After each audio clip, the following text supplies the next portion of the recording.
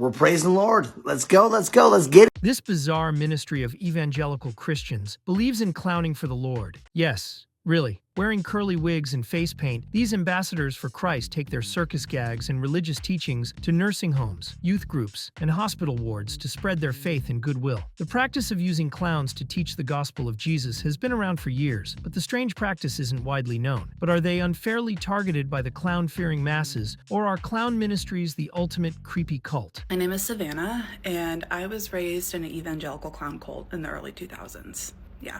You heard that right. While clowns are considered scary horror figures these days, back in the 1970s and 1980s, clown ministries became popular around North America as a way to bring fun and humor into the church. Groups with names like Clowns for Christ can still be found to this day, led by preachers, nuns, or local faith-based communities. They often take part in traditional clown activities, such as creating balloon animals and performing skits, although often using Christian symbolism, stories, or themes. But why clowns? Well, if you ask those within the clown ministry, they'll tell you that God has a great sense of humor, despite the seriousness around most religious practices. The reason so many Christians gravitated toward clown ministries is because typical church life can be boring and in need of a change of pace. That's why the Clown Ministry Handbook and instructional video from 1982 spread widely among the Christian groups of America, not only to teach Jesus lovers how to be clowns, but also how to connect clowning to their belief, particularly the concepts of the holy fool who is touched by God. I'll do one of the first sermons that I ever did as a clown.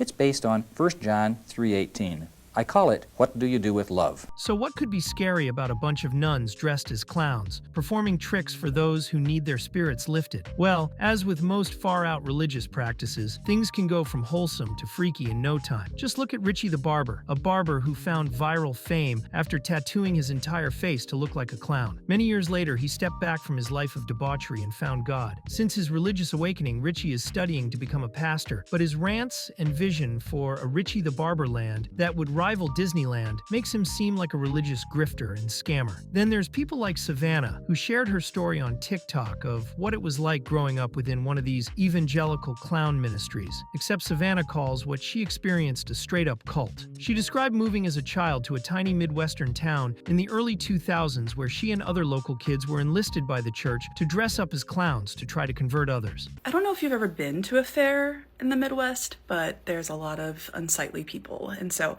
as an 8 and 9-year-old little girl dressed like a clown, going up and handing them Bible tracts, you can say that there's a reason that I'm funny now. If you're creeped out, you're not the only one. Even the clown ministry instructional materials warn that children of all ages find them scary and even disturbing. And since that fear tends to carry over into adulthood these days, it's probably best that you won't see a clown giving a sermon at your local church anytime soon.